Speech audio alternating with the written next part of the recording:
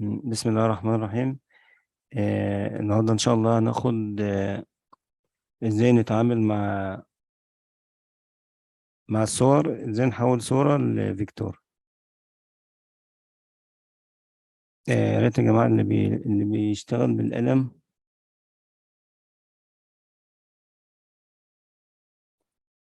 آه، طبعا الصور اللي احنا هنشتغل عليها علشان تحولها لفيكتور بيبقى لها مواصفات معينة كده. درجة البكسل ما بتبقاش كتير يعني. فاحنا هنشوف دلوقتي، هنجيب صورة ونتعامل معاها. طبعا بتقدر تدخل على أي موقع أو تكتب في جوجل، أو معظم الصور اللي احنا بنتعامل معاها بيكون أفضل حاجة الصور اللي هي الأبيض والأسود. صور، ممكن تكتب في جوجل صور أبيض، لأن مش كل الصور اللي هتجيلك هتعرف تحولها لبيك.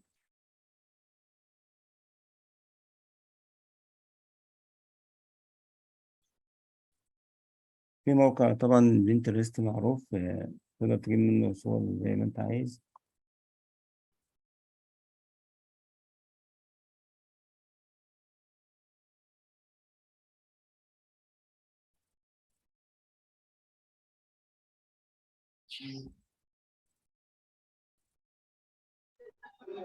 موقع دي، يا باشمهندس. نعم. موقع ايه؟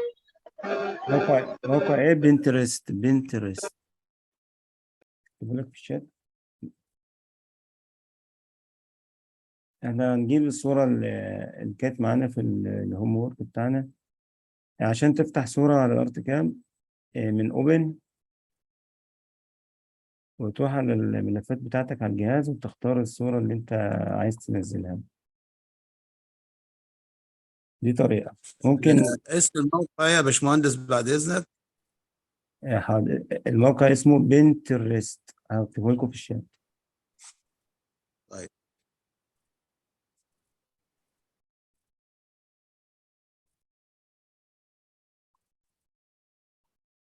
بتفتح من اوبن الصورة اللي انت عايزها، بيفتح لك ملفاتك على الجهاز، بتختار الصورة وبعد كده ايه،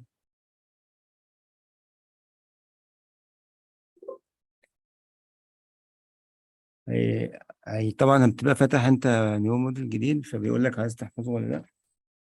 بيجي لك النافذة اللي قدامنا دي، ما بتغيرش مقاسات الصورة، سيبها زي ما هي. عندك هنا في الهيئة اللي هو الزد ده، لو احنا عايزين نحول الصورة ل 3D، بس ان شاء الله هناخد الجزء ده مع 3D، اللي هو القيمة بتاعة الزد دي. فاحنا نسيب كل حاجة زي ما هي، وهنقول له نتأكد ان احنا شغالين بالملي، ونقول له اوكي. فتح معاك الصورة كده. طبعا احنا دلوقتي واقفين في الفيو بتاع ال 3D، هنروح لل 2D. اعمل زوم كده، هتلاقي شايف البيكسلز دي، كل ما تكون درجة البيكسل قليلة كل ما الخطوط تطلع مظبوطة. طيب، عشان نشتغل نحول صورة لفيكتور، بنروح هنا على ايه، على ايقونة بتماب تو فيكتور دي.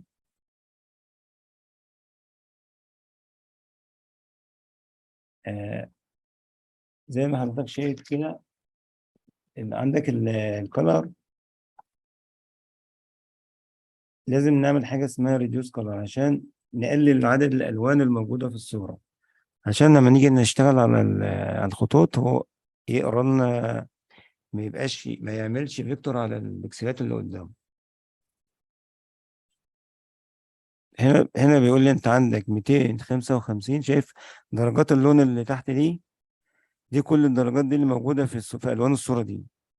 فبيقول لي انت عندك 255 ايه لون، فاحنا هنحاول نقللها لحد ما نوصل لأقل ايه، بقول لونين كده، يعني الأبيض أو أسود، الأبيض وأسود دول. فبقول له أبلاي، لحد ما البكسلة اللي كانت موجودة راحت، بقى عندي لونين بس. وخدت بالك من الألوان اللي تحت دي كلها اختفت. بقى عندي لونين بس، ابيض واسود. طيب هنا احنا شغالين على اللون الاسود اللي هو السكندري. لو عايز يعني احنا هنعمل الخطوط هتمشي على اللون الاسود ده، اقول له كرييت فيكتورز كده، عامل لي ايه الفيكتور بتاعي عشان اتاكد بطلع الفيكتور كده بره الصوره الى حد ما مظبوط. يعني ايه دي؟ عشان الصوره بس لونين وتمام. لو عندك اكتر من لون في الصوره دي الخطوط تبقى مش مظبوطه. فبنعمل كده تراجع.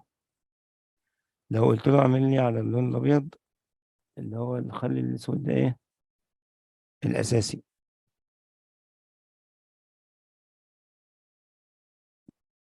اشتغل بس على الاسود. انما المره اللي فاتت كان اللون الاسود كان السكندري اللي هو فعمل لي اطار على الابيض اللي بره. انما المره ده عمل لي ايه الشكل بس. بعد كده بقى تاخد الصوره اللي انت عملتها، الفيكتور اللي انت عملته، يا اما تروح لموديل جديد يا اما تخفي الصوره.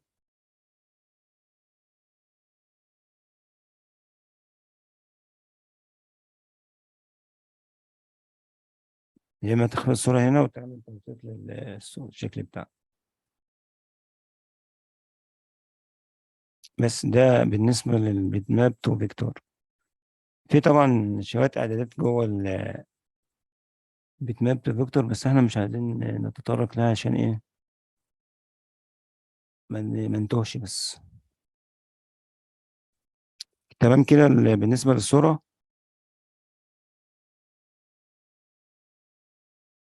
سيد أحمد، باشمهندس لأن هسه أنت لما ايه، يعني نعكس اللون لحتى إنه تزبط معنا الخطوط. على حسب الصوره. يعني في اوقات الصوره اللون الابيض او مش شرط يبقى ابيض واسود، بقى في لون تاني في صوره هيبقى فيها اكتر من لون، فهنحتاج تمام. نشتغل على اللون الاقرب. فاحنا بنجرب دي وبنجرب دي أوكي. بتحط الصورة. بس. تمام. ممكن لو احنا ممكن نعمل احنا فوق علامة التنشيط عند كرييت باوندري، يعني بتعمل لي اطار خارجي كده. لو انا قلت له اعمل لي سنتر لاين، بس احنا مش هنستخدمها يعني كتير، فاحنا بنخلينا زي بنفس الاعدادات. وده بس كل تعاملنا مع الصورة يعني. طيب باشمهندس احمد، بالنسبه للبيت ماب تو فيكتور ده اوتوماتيك طلع بعد انا ما حددت الفيكتور، ولا بيتفتح من قائمه؟ آه، هنا بيت عندك ماب تو فيكتور هل بيتفتح من قائمه؟ ايوه موجود. احنا بنتعامل هنا مع الايقونات على طول. احنا دلوقتي في لا. بتماب تو فيكتور. عندك قائمة بتماب اهي، اه، هتلاقي تحت خالص يعني. اخر واحد. اه، شايف ظاهرة دي اخر واحدة. مظبوط. كلمه بيت ماب. اه اه، فيكتور تو بيت ماب تحت اهي، شايف نفس الايقونة اللون الاخضر دي اهي فوق هناك اهي. اه، تمام. لو الله انا ينور. شلت الصورة اللي كنت شغال عليها وفتحت اه، القائمة اه، عندي مش مفعله اختفت. عشان اساسا في الصوره. ما ايوه، فعلتش عشان الصورة اللي انا شغال عليها اصلا انا خفيها. مظبوط، صح. انا عندي برضو اللي هو مش مفعله. اللي هو المفروض ان هو ده. لو مظبوط، دخلنا عليها بص هتلاقيها فعلت. فعلت. مظبوط، عندي انا مش فعالة عشان مش محدد الصورة، صح. ايوه تعال نجيب صورة تانية والموقع ونشوف. انت قلت لي بنت، ما اعرفش ايه كده اسمها ايه. ايه ده؟ بنترست الموقع ماشي حاضر. اه، ماشي. الموقع ده جميل قوي، غني بالصور والتصميمات على حسب يا ريت، اهتمامات. يا ريت بقى مع اللينك بتاع الايه بتاع الملفين، الله يرضى عليك. او على فكرة الموقع الملفين ده دول ممكن برضو، هوريك بص. الملفين دول ممكن يعني الإخوة تمام يستفيدوا برضو من، ممكن يكون حد مش محمل المكتبة. هشير لك انا كده انا شيرت سطح المكتب بتاعي صح كده عن جميل جدا، جزاك الله خير. تمام. موقع بنترست. ايوه. اه، شايف هتحدد على قد ما هتحدد اهتماماتك في الموقع هيجي لك الأقرب. كتير يعني بيحطوا عليه صور زخارف وصور أيوه. شغلات بالنسبة للماكينات. أيوه. خد بالك الصور اللي هي جري سكير، في صورة جري سكير زي اللي أنا واقف عليها دي، شايفها؟ امم اللي تحس كده إن هي إيه، اللون امم أبيض كده ومتدرج كده، غير اللون الأبيض والأسود العادي. صح، دي لما أجي أحطها في الأرت كام هتتحول 3D أوتوماتيك. مظبوط. يعني تعالى نجيب الصورة دي كده.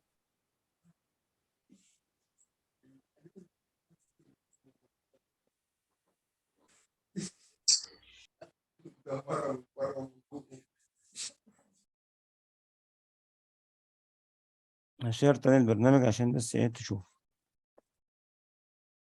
في طريقة تانية عشان نفتح بيها الصورة. انت بتجيب الصورة اللي انت عايزها وبترميها، بتحذفها على البرنامج. يعني تفتح، يعني بتاخد الصورة كده بالماوس،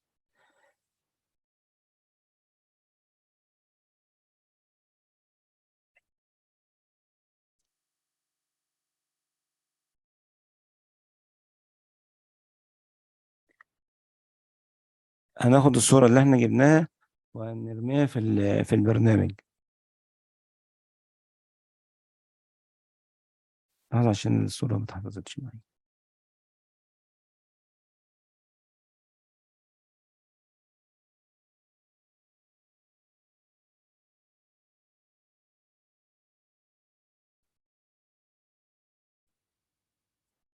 تمام. هاخد كده الصورة وهروح على الأيقونة بتاع الارت كام، أو هو البرنامج مفتوح عادي، وأول ما أدخل جوه البرنامج أسيب كده. تمام. خد بالك بقى الصورة هنا ظهرت مختلفة تماما عن التانية. في الزد بقى هنا هحط له مثلا 5 مللي، وهسيب كل المقاسات زي ما هي.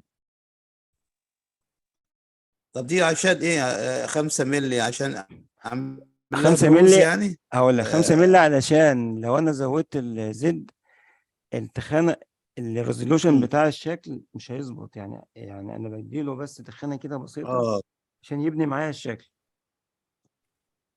تمام. بعد كده بقى بعدل أنا اللي أنا اه عايزه صح، بعد هي حاجه كده. شايف؟ لو كبرت الزد عن كده مش هيظبط معايا يحصل ديستورشن، صح. كده. تمام. أنا بعد كده بقى ببدأ آخد الحدود اللي بره دي واشيل مم. الاصل واشيل الطبقه اللي تحت، وابدا بقى اعمل سموز لل 3 دي واعلي التخانه واظبط التصميم. بس مش كل الصور هتطلع معاك مظبوطه. بالطريقه دي. ايوه. مم. دي صوره اسمها جري سكيل، بتبقى محفوظه يعني انا لما اكون عامل تصميم جوه الارت كام بخرج الصوره كده بطريقه الجري سكيل دي. بعد كده كانه مثلا انا عايز مثلا احفظ 100 ملف، بدل ما احفظهم بالتصميم بعملهم جري مم. سكيل بقى، بحيث ان انا لو انا معايا مثلا مساحه صغيره اخدهم في اي مكان تاني، اخد الصوره وارجع تاني افتحه على الارت كام فيفتح معايا.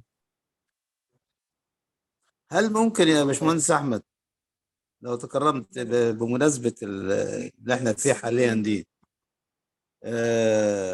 لو انا مثلا عاوز ابعت فايل لعميل على مثلا الشكل اللي عمله له، بس بحيث ان ما يبقاش مصمت، يعني اقدر اقلبه في بعض البرامج في البي دي اف كانها بتدي 3 دايمنشن وبتتحفظ تحت نطاق الارت كام برضه، بحيث انه الملف بتاع البي دي اف ده امم. اقدر اوجهه كانه 3 دايمنشن، اقلبه يمين شمال، يبقى ده برزنتيشن للعميل كويس يعني. هل انا تقريبا كنت لاحظت كده ان الارت كام لا. يقدر يعمل سيف لكذا ملف، من ضمنهم الملف اللي هو البي دي اف ده.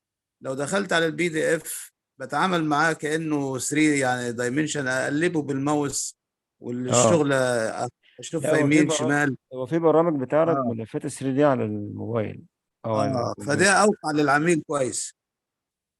إيه هو المفروض يعني انت قصدك يعني ان هو الشكل النهائي للتصميم بدل شكل ما النهائي للتصميم بدل ما بعد ما يبقى اخلص. شكل صورة، بدل ما يبقى صورة تبدأ بقى زي ما تحركه كده.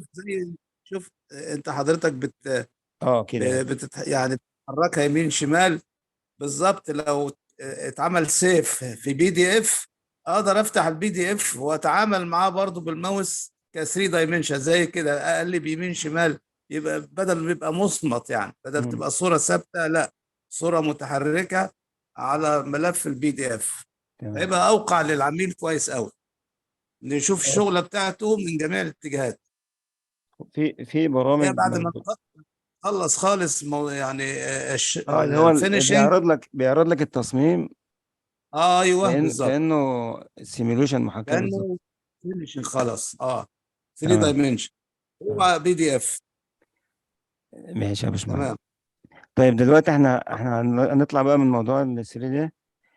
ال 3 دي اه عشان نكمل. دلوقتي احنا عاوزين صورة تانية وانتوا اللي تنفذوها. ال- المحاضرة هتنتهي بعد ثواني كده او دقيقتين. هنجيب صورة تانية ونعمل نفس الخطوات. اه، يعني طبقوا انتوا بايديكم. موقع تاني يا باشمهندس بعد اذنك، معلش احنا ماشي. الذاكره عندنا ضعيفه. بنترست. بنترست، ايوه. بي اي اي ان بي تي. اي ان. بي اي اي ان تي اي ار اس تي. تمام. اشير لك تاني الموقع. يا ريت. ماشي.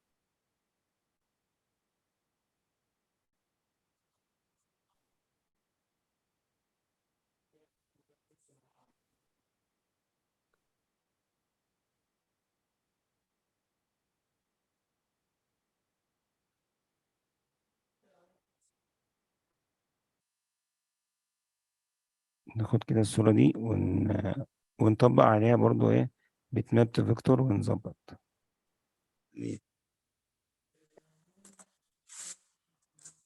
ده ممكن على الموبايل تنزل التطبيق بتاعه، وممكن تدخل من جوجل عادي وتسجل عليه، وتسجل حساب هو باسمك، علشان بعد كده مثلا لو انت مهتم بأي الموقع مجال. ده ايه. في نفس الموقع ده يعني يتسجل. اه بيبقى حسابك، يعني يظهر. انت اي صورة مثلا اه تحفظها يجي لك الشبيه ليه. اه وكل اي حاجة بتهتم بيها بتجيلك، يعني الجديد بتاعها، الصور اللي نازلة جديد كده.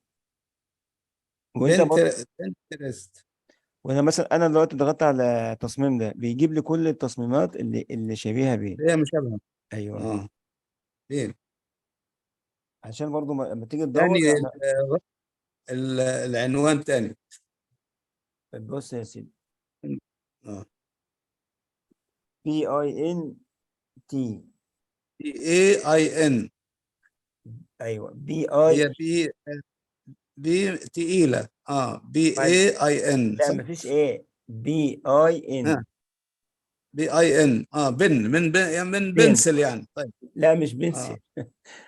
لا، اقصد يعني اه من كلمة بي. بنسل. بي ماشي اي تمام. ان. اه بعدين تي. تي. اه اي ار اي اس تي. تي ار اي اس تي. اي ار خلاص اي اس. حفظ. تمام. تي ار اي اس تي بنترست. مظبوط. بنترست. تمام. نرجع الله بقى ينور عليك. تاني نرجع للارت كام. مم. عايزين بقى نعمل صورة تانية ونشوف الالوان هتظبط معانا ولا لا. نجيب كده صورة تاني، والارت كام كده اتشير عندكم. تمام. طيب. في حد كاتب شات. كاتب كلمة بنترست. اوكي. طيب زي ما اتفقنا نجيب الصورة يا اما بسم الله الرحمن الرحيم. هنكمل ان شاء الله مع بعض اوامر الرسم خاصة بالفيكتورز. المرة اللي فاتت خدنا ازاي نكتب بالعربي عن طريق برنامج الوورد. هنراجع بسرعة كده على آليات الكتابة اللي موجودة في الأرت كام. طبعا موجودة هنا في الشريط. دوس حرف التي أو من فيكتور، من كرييت، هتلاقي برضه موجودة هنا تلاقي تكست، من سواء من الشريط اللي في الشمال أو من القائمة هتعرف توصل لها طبعا إن شاء الله.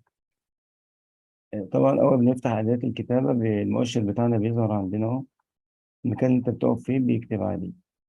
بتبدأ طبعا تختار نوع الخط والحجم بتاع الخط زي ما أنت عايز، وطبعا شغالين بالملي. نكتب مثلا نتأكد إن أنت بتكتب إنجليش.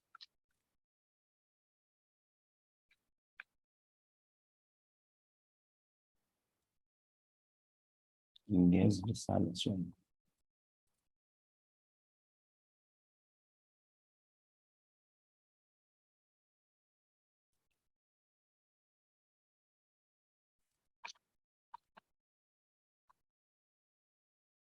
بتكتب الخط اللي انت عايزه، وبعد كده ممكن تعمل بولد تقيل، خط بتحدد الحروف.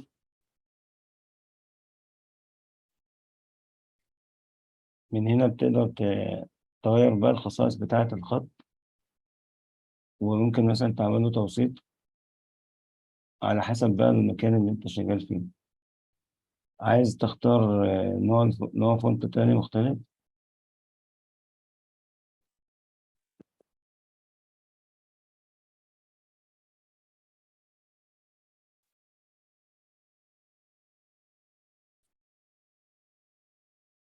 على حسب بقى ما تختار نوع الفونت بتاعك هيظهر الكلام اللي انت كده.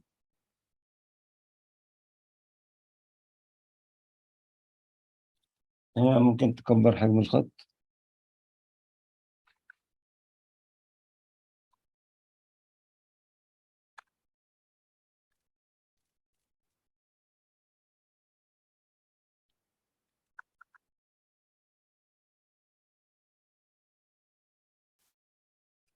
خلصت تمام، بتدوس كليك يمين،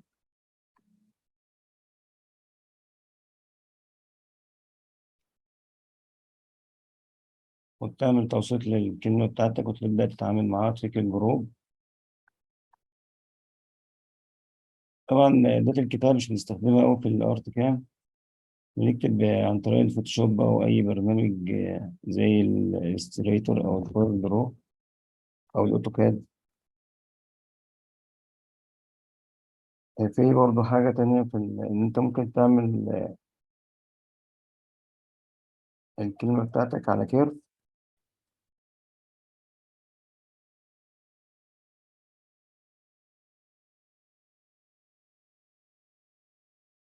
من خلال قلنا كيرف الموجودة هنا دي.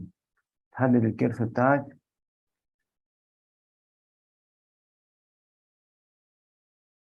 تبدأ بقى تكتب.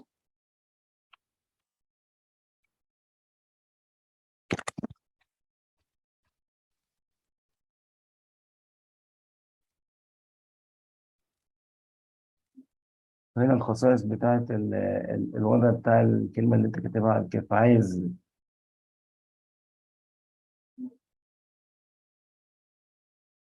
بس في تهنيجة كده في الجهاز مش عارف ليه. لو عايز الكلمة فوق الخط زي ما أنت شايف كده،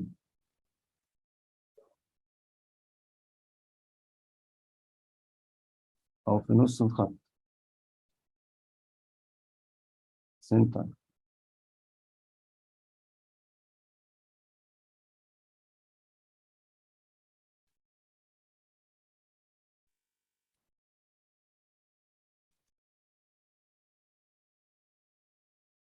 شوف بقى الخصائص اللي موجودة على الكلمة، وتبدأ بقى تظبط الكلمة بتاعتك زي ما أنت عايز.